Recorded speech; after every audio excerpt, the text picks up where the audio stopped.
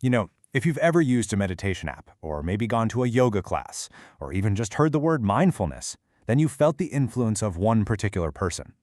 Mindfulness is absolutely everywhere today, right? It's a billion-dollar industry, it's a tool for focus, a path to peace, but its journey into our daily lives, well, that wasn't an accident. It was part of a revolution.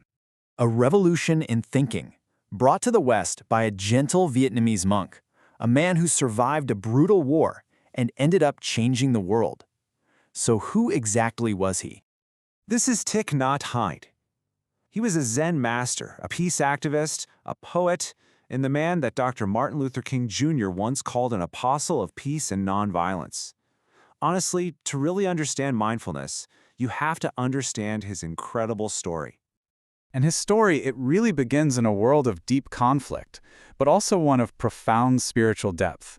It's a world that's just perfectly captured by the title of one of his most important books.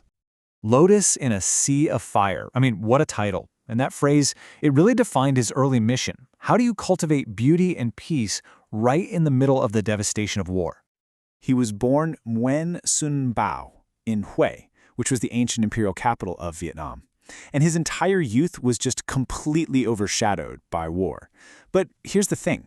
Instead of retreating from all that suffering, he chose to engage with it head-on. He decided to transform his spiritual practice into a real force for change. And this led to his first huge idea, a philosophy he called engaged Buddhism. The thinking here was that meditation and mindfulness, they shouldn't just be for a quiet room somewhere. No, they were practical tools for dealing with the world's problems, for actively building a better, more just society. For him, peace was never, ever a passive thing. It was an action. And he didn't just talk about it, he put that idea right into practice. The mid-60s were this incredibly busy time for him. He co-founded the School of Youth for Social Service, which was basically a corps of 10,000 young peace workers who went out into the countryside building schools and clinics. He helped start a Buddhist university, founded the Order of Interbeing. But speaking out for peace during a brutal war, well, that came at a huge personal cost. In 1966, after a trip to the U.S., where he was pleading for an end to the war, he was barred from returning to his own country. He was exiled by both North and South Vietnam, all because he refused to pick a side. This started a really painful separation from his homeland that would end up lasting for almost 40 years. But, his exile kind of became the world's gain. He set up a base in France and became the voice for all the Vietnamese people who just wanted peace. He met with leaders, with intellectuals, activists all across the West, including one really, really important figure in the American civil rights movement. This quote, it comes from a pivotal meeting. Thích Nhất Hạnh met with Dr. Martin Luther King Jr., and he urged him to publicly condemn the Vietnam War. He helped Dr. King see this powerful link between the struggle for civil rights in America and the fight for peace overseas. And Dr. King was so moved, so deeply moved, that he nominated this gentle monk for the Nobel Peace Prize. So, unable to go home, what does he do? He starts building a new kind of community, a community without borders.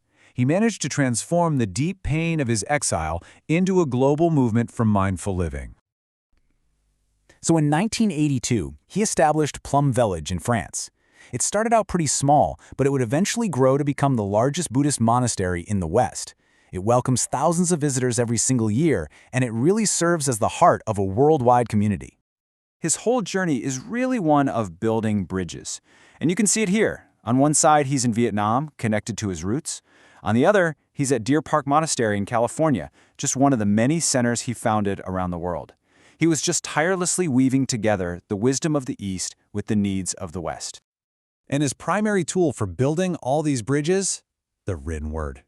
The man was an incredibly prolific author. He wrote over 130 books that have been translated into more than 40 languages, selling over 5 million copies.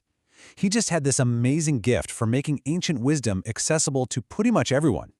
And maybe the very heart of all his teaching can be summed up in this one beautiful word he actually coined, interbeing. It's this profound, but actually very simple, understanding that nothing exists by itself.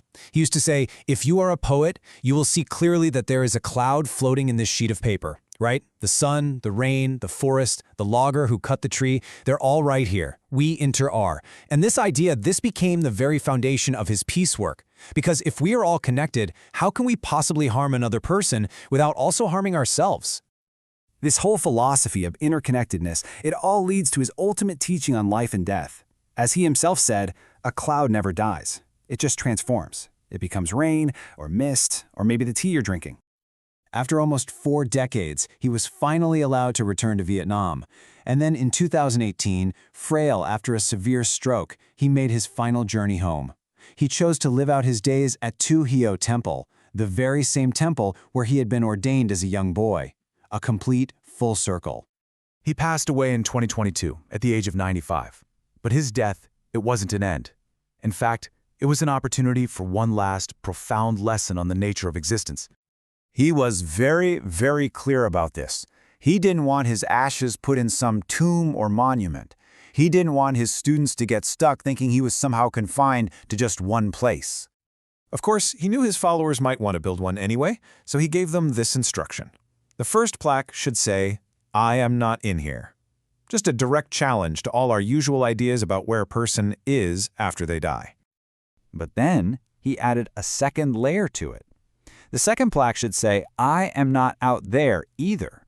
So don't think he's just floating around in the ether somewhere. He was dissolving that whole separation between inside and outside, here and there. So, if he's not in here and he's not out there, where could he possibly be found? And this is his true legacy. His continuation isn't in a box of ashes. It's in the practice of mindfulness itself.